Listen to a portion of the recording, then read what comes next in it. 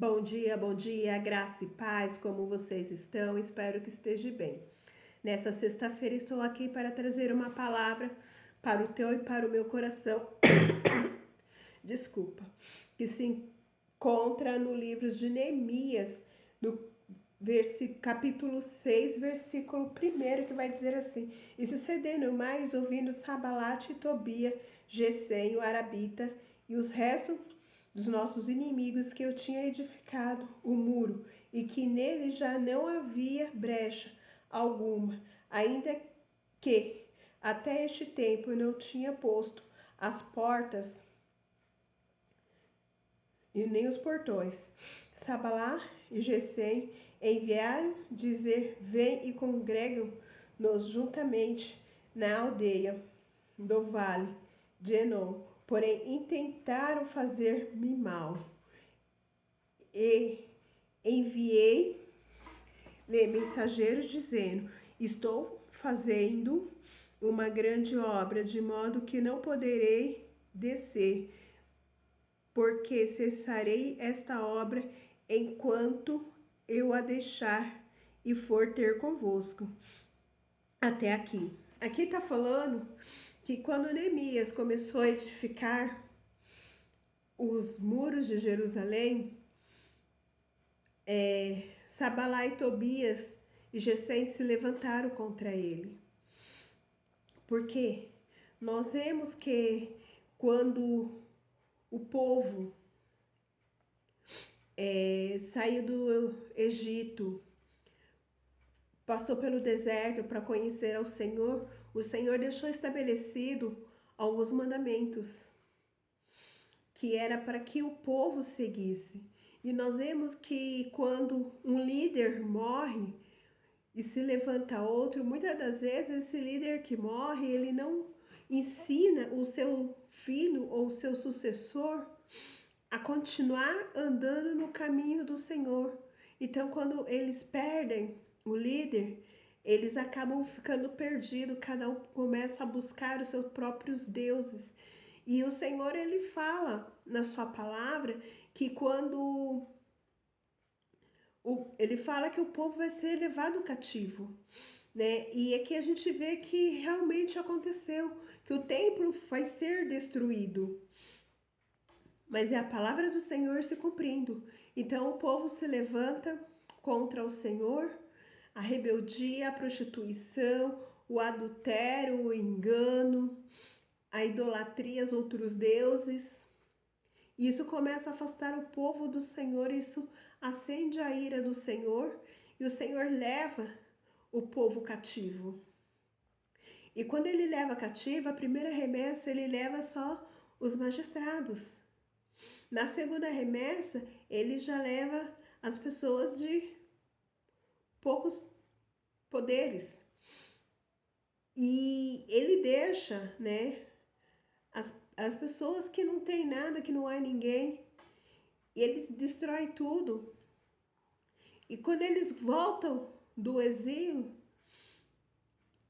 eles vê como é que está a situação. E isso é tão interessante que os irmãos de Neemias vai visitá-lo e conta para ele como é que está a situação do templo, como está Jerusalém, que está assolada, que está destruída. E isso entristece ele era copeiro do rei, ele servia ao rei, ele não poderia entrar na presença do rei de qualquer maneira. Mas mesmo assim, ele estando com o coração quebrado, moído, ele entrou na presença do rei e o rei olhou para ele e achou graça, porque ele também estava orando ao Senhor. E o rei pergunta para ele o que ele tem, e ele explica para o rei. E o rei concede dele sair, ele voltar à terra, para que ele possa restaurar as ruínas, né? E ele vai restaurar os muros. E quando Sabalá e Tobias vê que o muro está sendo restaurado, ele se levanta para tentar parar a obra. Aí ele começa a mandar mensagem chamando arquitetando planos para que a obra seja cessada, porque eles ficaram com medo do poder de Israel, que é um povo poderoso. Quando estar na presença do Senhor, quando estar buscando a face do Senhor. E não vai ser a mesma coisa comigo e com você. Quantas vezes pessoas já se levantaram contra a tua vida, falaram mal de você, porque você está fazendo algo que está incomodando as pessoas.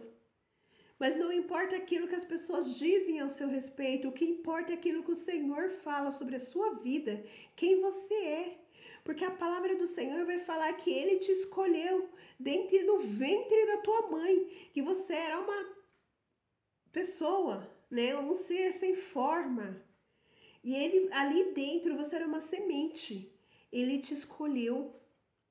Não se deixe ser roubada, não pare o seu chamado, não pare os seus sonhos, por causa que pessoas falam A, B, C, D de você. Não, não. Continue firme, olha para Jesus. Se Neemias tivesse parado para ir ter com Sabalá e Tobia, ele não tinha terminado esta obra. Quando o pai de Davi pede para ele ir ver os irmãos na guerra, ele pede para que ele leve comida. Não era necessário levar comida porque o rei mantinha os soldados.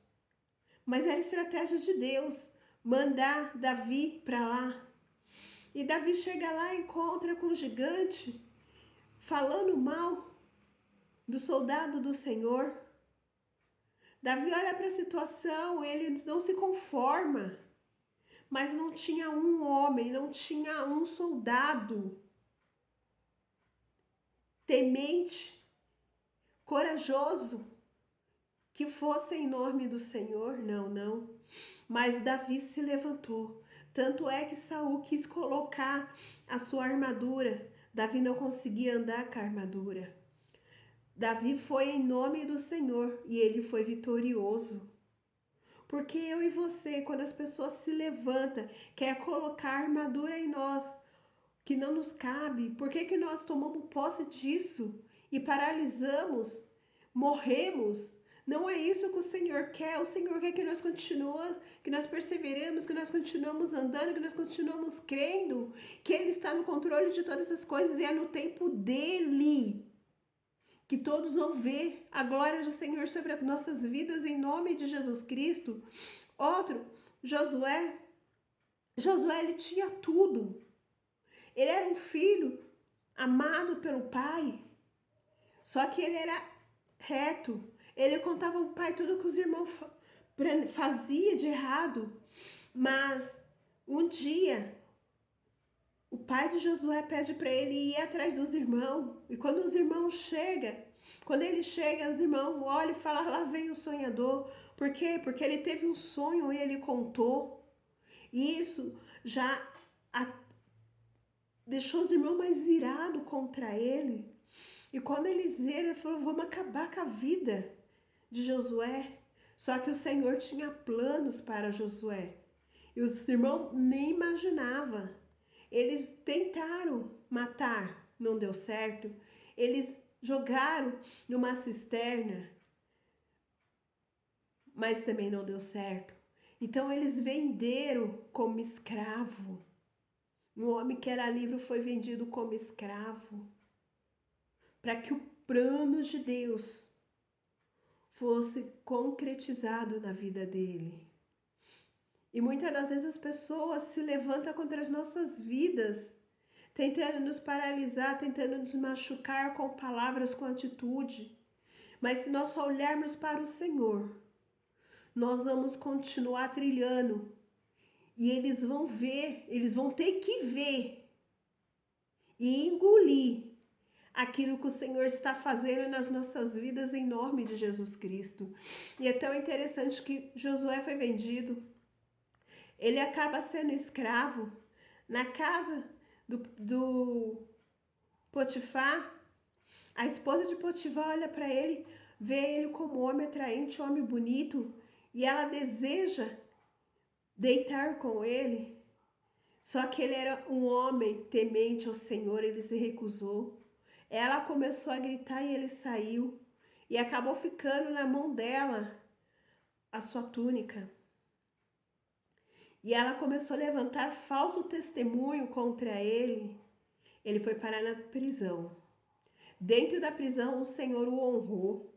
Ele foi colocado como o homem que cuidava das coisas dentro da prisão. Até a fisionomia da prisão mudou. Por causa de quem? Por causa de Josué, por causa de um justo. Outro, Daniel, Sadraque e Abednego. Eles não se importaram quando o rei decretou que não deveria se prostrar para nenhum outro Deus a não ser o rei. Mas Daniel, Mesaque e Abednego, eles não se importavam. Eles faziam suas orações manhã, tarde, noite. Ainda fazia as orações com a janela aberta. E quando os comparsa do rei, indignado com a posição de Daniel, de Sadraque e Abednego, chegaram no rei e falaram: rei, o Senhor não fez um decreto que não era para se prostrar a outros deuses a não ser o Senhor? Por que Daniel, Sadraque e Abednego oram aos outros deuses? É digno de lançar na fornalha. Ele foi lançado. E o rei, angustiado, não dormiu à noite. No outro dia, ele grita: Daniel, será que o seu Deus pôde te livrar? E Daniel grita: bendito seja o rei, o meu Deus nos livrou. Lançaram 3, tinha 4 homens na fornalha. E aqueles que lançaram eles foram consumidos pelo fogo. Sadraque, Abednego e Daniel, quando saiu de lá, não tinham cheiro de fogo, não tinha cheiro de fumaça. Por quê? Porque o próprio Deus o protegeu, aleluias. E é assim na minha vida e na tua vida, as pessoas se levantam, tentam nos paralisar, falam palavras para machucar os nossos corações, mas nós temos um Deus que contempla todas as coisas. Não precisa você ficar retrucando, não precisa você ficar chorando, não precisa você guardar isso dentro do teu coração, mas fala para o teu Deus o que está te acontecendo, fala para o teu Deus o que estão falando de você, porque é Ele que vai te justificar. Quando chegar o dia da tua honra, o grande eu sou vai se levantar do seu trono e todos vão ver o que ele vai fazer na tua vida e vão ter que contemplar e dizer que verdadeiramente existe um Deus na tua vida, aleluias. Então não olhe para aquilo que o homem está falando a teu respeito, não olhe para as circunstâncias, não olhe para aquilo que está acontecendo ao seu redor, mas olhe para o alvo. O alvo é Jesus Cristo. Creia na palavra do Senhor, creia nas promessas, tudo aquilo que Ele te prometeu, você vai viver em nome de Jesus, porque Ele não é homem para que minta, nem é o filho do homem para que se arrepende de nenhuma de suas promessas, em nome de Jesus Cristo. Nós vemos dentro da palavra que tudo o que está acontecendo hoje é o que está acontecendo na palavra.